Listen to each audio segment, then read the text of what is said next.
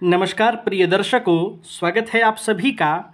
और आज के क्लास में हम बहुत ही महत्वपूर्ण एक विषय को समझेंगे। यह विषय भी बहुत बृहद है। समझिए कि आज इसका शुभारंभ कर रहा हूँ, यानी कि आज इससे संबंधित सबसे पहला जो महत्वपूर्ण बात है वह मैं आपको बताऊंगा। देखिए, एक होता है जन्म कुंडली, जिसका हमने अभी तक अध्ययन किया है और आगे भी करेंगे। और दूसरा होता है प्रश्न कुंडली। अब जन्म कुंडली और प्रश्न कुंडली में अंतर क्या है? तो जन्म कुंडली आपके जन्म के समय, यानी जो डेट ऑफ बर्थ है, जो टाइम है जन्म का, जो जन्म का स्थान है, उसके आधार पर बनता है। और प्रश्न कुंडली आपके प्रश्न के आधार पर बनता है, जब आपने प्रश्न किया। सबसे पहले तो आप यह समझ लीजिए कि प्रश्न कुंडली का निर्माण कैसे होता है। प्रश्न कुंडली का निर्माण आपके प्रश्न के साथ होता है। जब आपने प्रश्न किया है उस समय, जैसे आपके जन्म का समय होता है तो आपके प्रश्न का समय और प्रश्न का दिनांक, डेट भी आपके प्रश्न करते समय का होना चाहिए और समय भी आपके प्रश्न करते समय का होना चाहिए। और स्थान वही हो जाएगा जहां से आप प्रश्न कर रहे हैं, जहां बैठकर आप प्रश्न कर रहे हैं। तो प्रश्न कुंडली का भी समय और दिनांक आप कैसे निकालेंगे, यह आप समझ गए। इसमें निकालने वाली कोई बात ही नहीं है। प्रश्न कुंडली आप निकालेंगे प्रश्नकर्ता जिस तारीख को प्रश्न करता है, जिस समय प्रश्न करता है, उस समय का जो कुंडली निकल कर आएगी वह प्रश्न कुंडली कहलाएगी। अब आपको कुछ इससे जुड़े खास बात बता रहा हूँ, जो रोचक भी है और महत्वपूर्ण भी है। इसके बाद आगे हम तमाम प्रश्नों को प्रश्न कुंडली से कैसे देखा जाता है आगे के वीडियो में यह भी समझेंगे, और साथ ही साथ हम जन्म कुंडली के बारे में भी आगे के क्लासों में समझेंगे। यानी आज के बाद प्रश्न कुंडली और जन्म कुंडली दोनों पर ही अध्ययन होगा। सबसे पहले जो आज की रोचक जानकारी है यह आपके साथ में साझा कर रहा हूँ, आपको बता रहा हूँ। देखिए, प्रश्न कुंडली आप समझ गए कि जब प्रश्न हो उस समय से आप कुंडली बना लेंगे। अब जो सामने वाला प्रश्न करता है, जो आपसे प्रश्न करेगा, तमाम कोई भी प्रश्न हो, चाहे चोरी से संबंधित हो, चाहे वस्तु खो जाने से संबंधित हो, चाहे कार्य सिद्धि हो, चाहे नौकरी से संबंधित प्रश्न हो, चाहे व्यापार से संबंधित प्रश्न हो, चाहे यात्रा से संबंधित प्रश्न हो, कोई भी प्रश्न हो वह आप प्रश्न कुंडली से देखेंगे। और प्रश्न कुंडली से आप केवल उस जातक का प्रश्न भर देखेंगे, उसके बाद उस कुंडली से आप और कुछ नहीं देख सकते, वह घटित नहीं होता है। जबकि जन्म कुंडली से आप जातक के संपूर्ण जीवन के बारे में जान सकते हैं। उसके बाद भी वह यदि अपने जन्म से संबंधित कुछ प्रश्न पूछता है तो आप उसके जन्म कुंडली से देख लेंगे, लेकिन प्रश्न कुंडली से नहीं। अब जो प्रश्न करता है वह आपके पास कौन सा प्रश्न लेकर आ रहा है, यह आप ज्योतिष से प्रश्न कुंडली से कैसे समझेंगे? देखिए, इसके लिए तो आपको सबसे पहले प्रश्न कुंडली बना लेनी है। मान लीजिए कोई आपके पास पहुंचा, वह अपना प्रश्न रखने वाला है, उसके आसपास की कुंडली, उस समय की प्रश्न कुंडली आप उससे पहले ही बना लें, या यह ज्ञात कर लें कि उस समय आकाशमंडल में चंद्रमा की स्थिति क्या है। प्रश्नकर्ता का प्रश्न कौन सा हो सकता है यह मैं आज आपको बताने जा रहा हूं।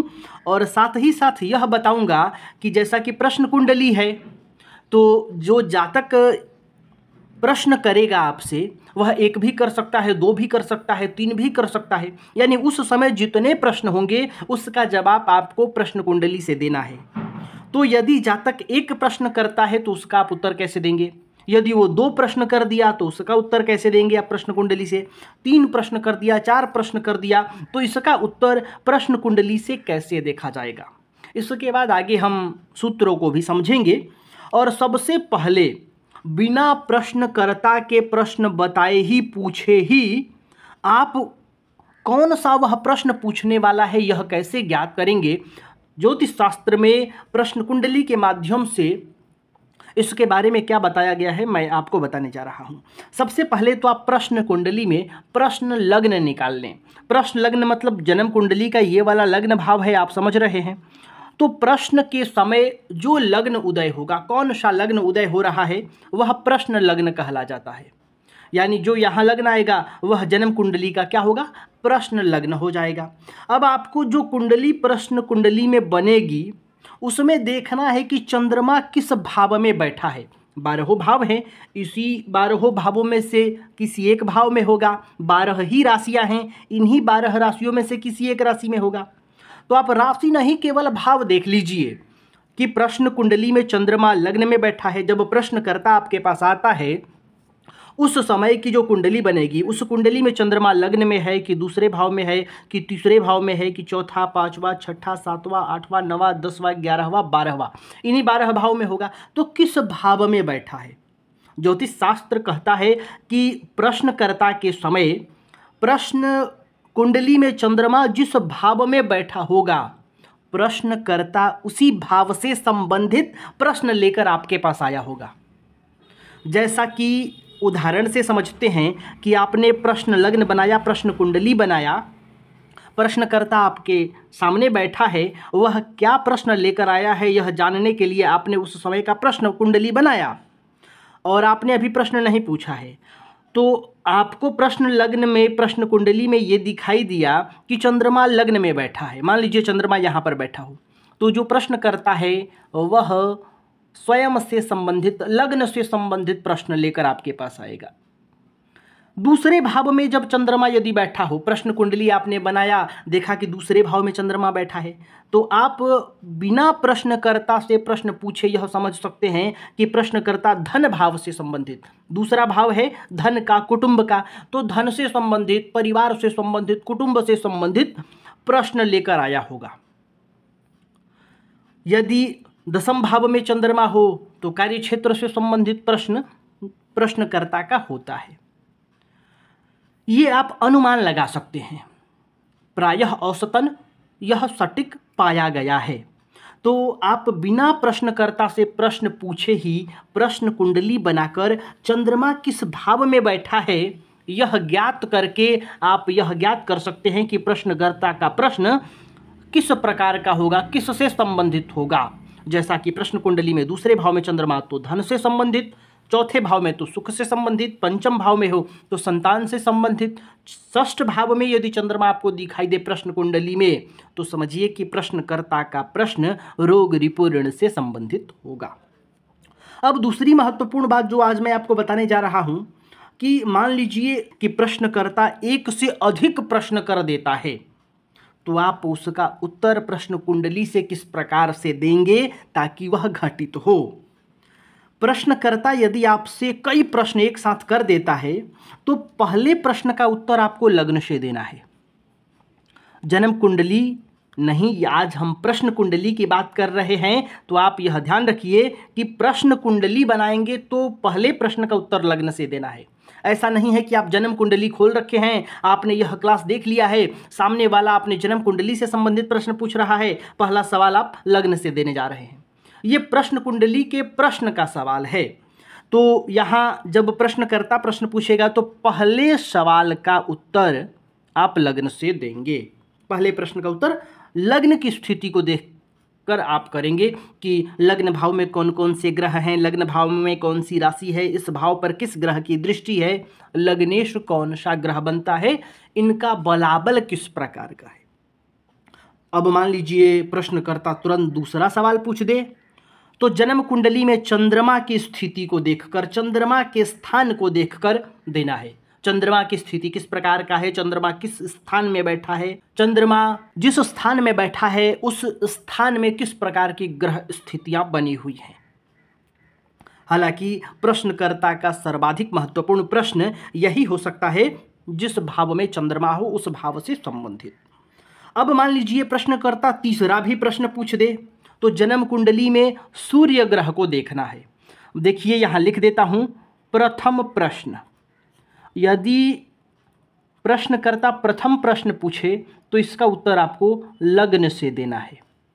अब मान लीजिए प्रश्नकर्ता दूसरा प्रश्न पूछ दे, तो दूसरे प्रश्न का उत्तर आपको चंद्र से देना है, चंद्रमा जिस स्थान में बैठा हो उससे देना है। मान लीजिए प्रश्नकर्ता तीसरा प्रश्न पूछ दे, तो तीसरा जब प्रश्न पूछेगा तो इसका उत्तर आप कहाँ से देंगे? तो प्रश्न कुंडली में सूर्य ग्रह जहाँ बैठा हो और सूर्य ग्रह की स्थिति को देखकर आप तीसरे प्रश्न का उत्तर देंगे। प्रश्नकर्ता यदि चौथा प्रश्न पूछ दे तो इस प्रश्न का उत्तर आप कहाँ से देंगे? तो आपको प्रश्न कुंडली में बृहस्पति को देखना है, गुरु ग्रह कहाँ बैठे हैं, किस प्रकार की उनकी अवस्था है, उस स्थान पर किस प्रकार के ग्रह स्थितियां बनी है, इन तमाम अवस्थाओं को देखकर आप चौथे प्रश्न का उत्तर देंगे। प्रश्न कुंडली से आप किस प्रकार से जातक के प्रश्नकर्ता का उत्तर देंगे, मैं उम्मीद कर रहा हूं कि आप समझे होंगे।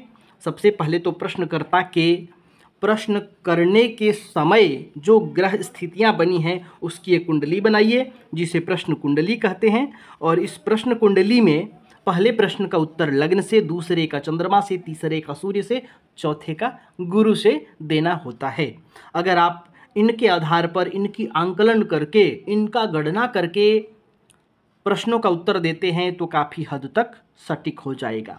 और यदि आप प्रश्नकर्ता के प्रश्न से पहले ही जानना चाहते हैं कि किस प्रकार का प्रश्न होगा तो प्रश्न कुंडली में आप चंद्रमा को देखिए कि किस भाव में बैठा है। मान लीजिए चंद्रमा द्वादश भाव में बैठा है तो हॉस्पिटल से संबंधित, रोग से संबंधित, व्यय से संबंधित, अनियंत्रित खर्चे से संबंधित जातक के प्रश्न होंगे। सप्तम भाव में बैठ जाए तो दाम्पत्य से संबंधित प्रश्न होगा। यहाँ मैंने बताया कार्य क्षेत्र से संबंधित, यहाँ आमदनी से संबंधित, यहाँ सुख से संबंधित, यहाँ धन से संबंधित, यहाँ रोग रिपुण से संबंधित। पंचम भाव में हो तो संतान से संबंधित। यानी यहाँ आपको देखना है, आपको पता है कि किस भाव से क्या देखा जाता है। तो 12 भावों में से जिस भाव से जो भी विषय वस्तु देखा जाता है उस भाव में चंद्रमा बैठा हो तो उस भाव से संबंधित प्रश्न ही जातक के अधिक होते हैं, महत्वपूर्ण प्रश्न होते हैं। तो प्रिय दर्शकों, आज के लिए बस इतना ही। तब तक के लिए हमें अनुमति दीजिए। नमस्कार।